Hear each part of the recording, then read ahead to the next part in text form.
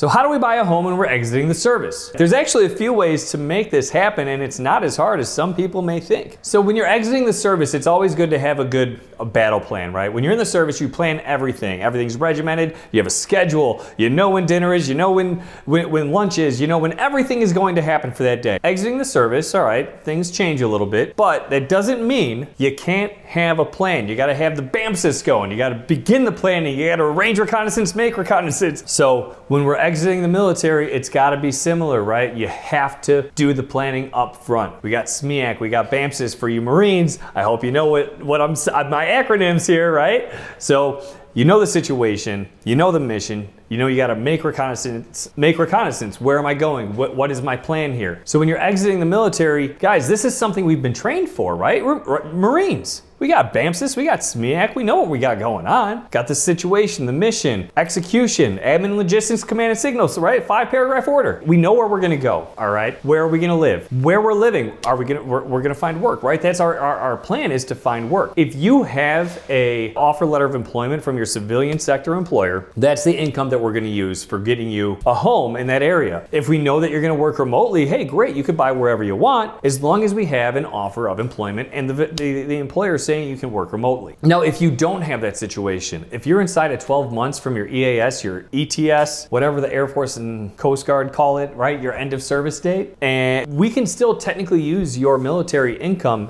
if you have the ability to put 10% down and you have ties to that area. So we know that it's an area you're used to, it's somewhere you're gonna be able to find work, we can still use your military income during that time. If you don't have 10% down, if you don't have ties to the area, that's the situation where we can no longer use your military income, but we can use the offer letter for employment. So you know what's happening. Well before it happens, you can't be surprised on your EAS date and be like, well, I don't know where I'm gonna live now. That's a problem I don't want you to have. So again, Marines, anybody else who doesn't know BAMCIS, it's BAMCIS. So B, begin the planning. We know that we're gonna be getting out. Start thinking about it. A, we gotta arrange reconnaissance. We have to figure out where we're gonna go. We gotta start looking for jobs. We gotta figure out the area that we wanna be in. Make reconnaissance.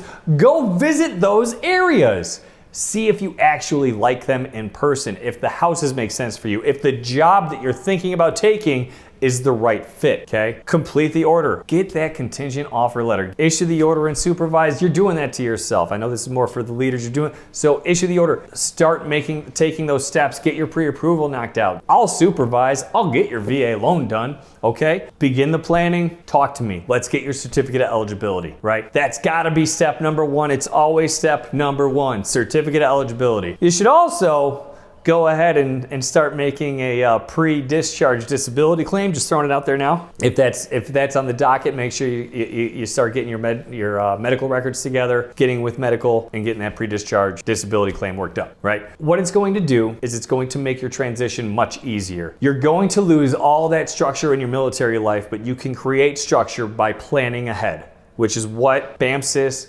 SMEAC, all these stupid acronyms that we learned over the last however many years of service, we can still apply them to our civilian life and during our transition, all right? You can make it easier on yourself by proper planning. If you have questions, if you're moving to any state in the country, I can help you out. Whether I can do the loan myself or I send you to a friend from Alaska, Rhode Island, Vermont, Delaware, and New York, I can still help you get things in order, make you have a smooth move. And of course, I want to get you set up with a veteran-friendly realtor. The last thing I want is for you to work with a realtor who's like, oh yeah, I can help you with your VA loan. And then 5 minutes later, once you're actually on the ground, boots on the ground, it's like, well, let's talk about why a conventional offer is going to be stronger than a VA offer. That is the exact opposite of an experience that I want you to have. Please, if I send you to a realtor, I trust them. They are a veteran advocate, and there is no reason I have ever seen to not use your VA loan. Joey Matthews, 630-235-2405, info@thevaloannerd.com. Drop me a comment below.